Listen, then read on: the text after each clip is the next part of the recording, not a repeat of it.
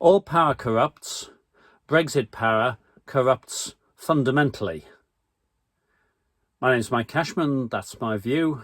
If you find my ideas interesting, please subscribe to the channel, buy the satirical books and music, invite me to speak at your meetings. So I do see a cause and effect between the Brexit events and the government that we have now and its corrupt behaviour. You can debate the cause and effect, that's fine, you can have different opinions on it, but we know where we've got to. We've got the most corrupt government that we have ever had in this country in my lifetime. We've never before had instances in which there have been questions of ministers effectively stealing hundreds of millions of pounds, diverting it to their unqualified cronies, never mind the fact that it's happening during a pandemic. But what is the cause and effect? I think there are a couple of things about the Brexit events. The fact of having a referendum enabled certain politicians to claim that what they were then advocating was what 52% of those voting had voted for in 2016. You can argue that one way or another. I'm not getting into that at the moment. I'm just saying the fact that there was a referendum emboldened MPs, emboldened the Tory leadership particularly.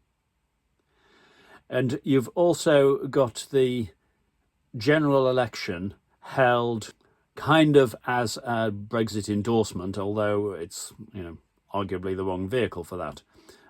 But again, in the light of events before that, the Tories took that as a mandate, not just to execute their manifesto, but to do all sorts of other things. Now, obviously, COVID was unexpected. But what have we had since then?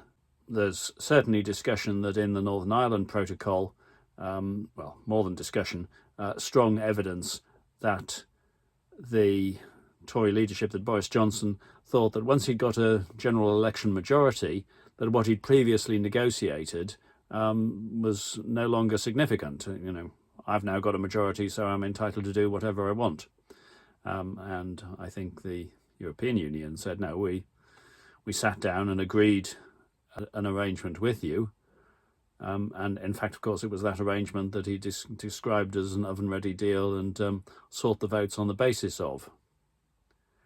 The degree, as I say, of crony contracting is quite unprecedented. And when you hear stories of Dominic Cummings saying, I want these £570 million transferred to such and such a body today, no ifs, no buts, no process, no checking, it certainly tells us that he was acting as much more than an advisor. But it also says that there weren't controls as part of the process to ensure that people didn't act with more or less absolute power. It's almost similar to Charles I in the 17th century with the divine right of kings. They seem to believe now that they have some divine right to do whatever they want, and that MPs, even their own MPs, have no say in that. The judiciary, due process of ensuring that the law is followed, should have no say, that protesters must be silenced, that voters, that they're seeking to take away the vote from many people by dint of the voter ID requirements. So this is all about maintaining the power of the Tories. And any government may be a little bit tactical, but this is quite extraordinary. It's interesting that Boris Johnson feels that he can influence events. So he was talking about, we're not going to pull the lever of uncontrolled immigration, and then decided he would pull some levers.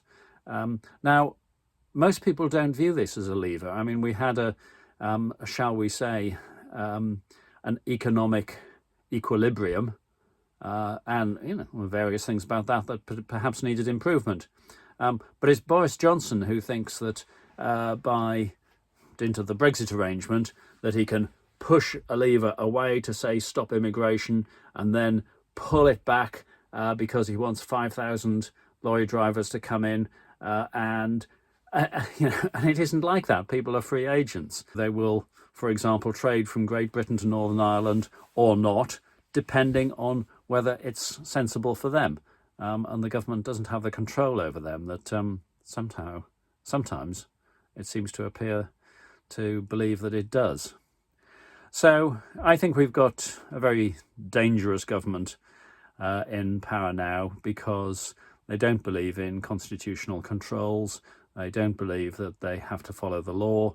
They've broken international law. They have turned the UK into somewhere that can't be trusted. And I don't think that's good. But what do you think? Feel free to add your comments in the comments to the video below. Thank you.